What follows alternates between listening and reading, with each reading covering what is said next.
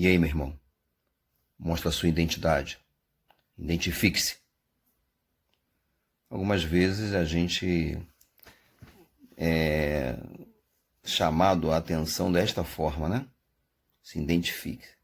Mostre a sua identidade. Você é idêntico a quê? O que é uma identidade? De um tempo para cá, passou a ser tema das escolas o tema da identidade. Aquilo com o qual a pessoa, ou um grupo, ou um país, etc., se identifica. Se torna idêntico. Tão igual que parece o mesmo, é o mesmo, né? É idêntico. Um documento idêntico ao outro é porque é uma cópia do outro fiel. E aí, inclusive, passa por um processo de um carimbo dizendo que é autêntico, né? Portanto, o que torna você idêntico a você? O que fora de você te identifica com você, que tem a ver com você? A gente pode começar pelo nome, né? O meu nome me identifica. Os meus títulos, como por exemplo o título de identidade, me identifica. Tem o meu retrato, digitais, né? Meu polegar estão lá, a minha assinatura já registrada. Assinatura é outra identificação, né? Se querem saber se eu assinei aquele documento, se minha identidade e minha assinatura já estiver registrada num cartório, eu posso autenticar, dizer que essa assinatura é autêntica, que, portanto, fui eu que assinei. Portanto, a minha assinatura me identifica. De um tempo para cá, ficamos mais preocupados com esses temas dentro das escolas. E aí a gente começou a tratar de algumas identidades, algumas identificações. No caso, por exemplo, a identificação de gênero. Qual é o seu gênero? Masculino? Feminino? Qual é a sua sexualidade? Hétero? Não hétero? Que tipo de não hétero? As pessoas hoje debatem muito isso, né, sobre os direitos, por exemplo, das pessoas a partir da sua identificação com um determinado gênero sexual e com determinada sexualidade. O mesmo se pode pensar sobre quando a gente pensa na raça ou na etnia das pessoas. Com qual etnia você se identifica? A princípio seria aquela dos seus antepassados, seu pai, sua mãe, seus avós, as suas origens. Essa seria a sua identificação, a princípio, étnica.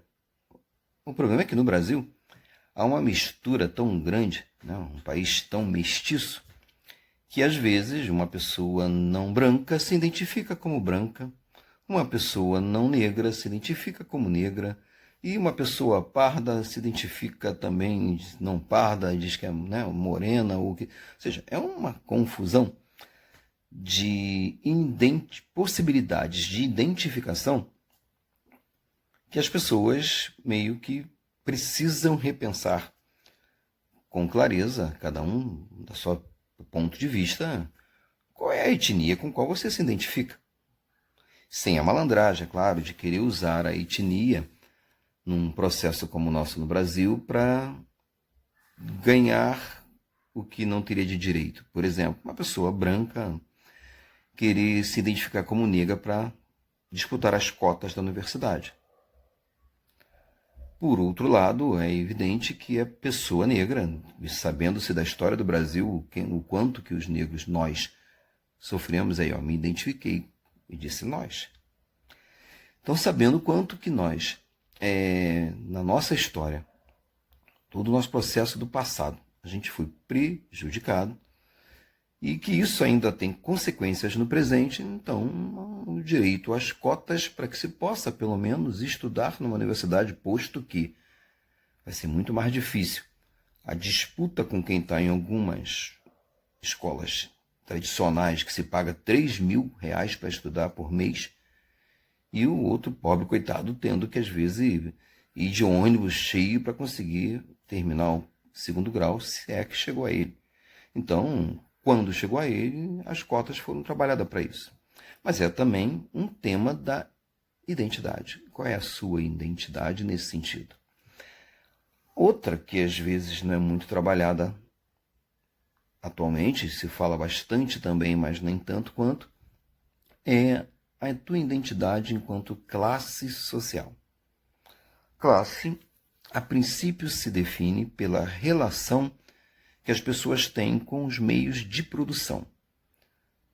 Meios de produção, aquelas objetos, aquelas coisas que se usam para produzir. Como, por exemplo, máquinas, a terra, as ferramentas, a energia elétrica, o prédio, né, onde se produz determinadas coisas, é um banco, uma indústria, uma loja. Então, qual é a sua relação com estes meios de produção? Se você se relaciona com eles como trabalhador assalariado, você faz parte de um grupo, que é o grupo dos trabalhadores, grupo dos proletários, que vive do seu próprio trabalho, que vive de ter que se alugar para alguém em troca de um salário. Alugar durante um período para que a pessoa utilize a sua força de trabalho para que você, no trabalho, aumente, produza riqueza. Se, pelo contrário, você tem com esses meios de produção, você tem a propriedade dele, e não estou falando propriedade da tua casa, do teu carrinho, do teu relógio, do teu livro, não é isso não. Se você tem meios de produção, você faz parte de uma outra classe, a classe dos empresários. Logo, você está numa outra identificação. O conjunto dessas identificações que cada indivíduo tem, acaba fazendo com que o pensamento dessa pessoa seja influenciado por essas identidades. Se você se identifica com determinado gênero, se você se identifica com determinada raça ou classe, a sua forma de pensar vai estar extremamente influenciada por outras pessoas que também se identificam com essas mesmas coisas.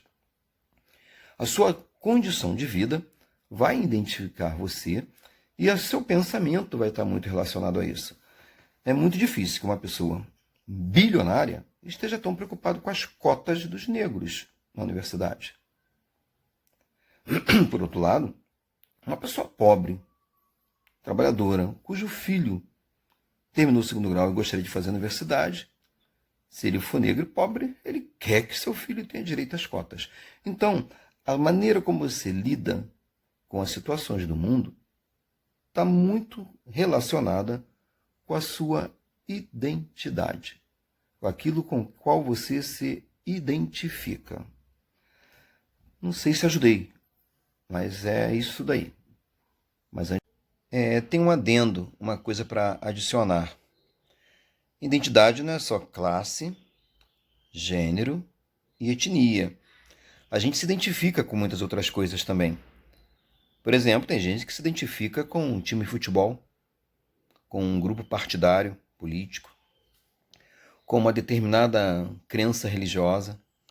E dependendo de como a gente se identifique, se for uma identificação muito grande, isso também influencia muito na nossa forma de pensar. Então, fechando, né? É isso aí, mas nem tanto, faltava coisas, né? Por isso que eu estou aqui de novo. E para fechar mesmo agora, esse é um vídeo apenas. Ele não substitui nenhum professor e não substitui nenhuma sala de aula a quem acha que possa dar aula através de vídeos, e é possível, né? Cada um sabe aí como é que pode tratar suas relações com seus alunos, etc. Mas isso, mesmo quem acredita nisso sabe que não substitui uma sala de aula. Numa sala de aula, o debate ajuda a construir todo o conhecimento. Num vídeo, isso não ocorre. Um abraço e espero que tenha ajudado a gente a pensar um pouco sobre as identidades e a relação disso com a história.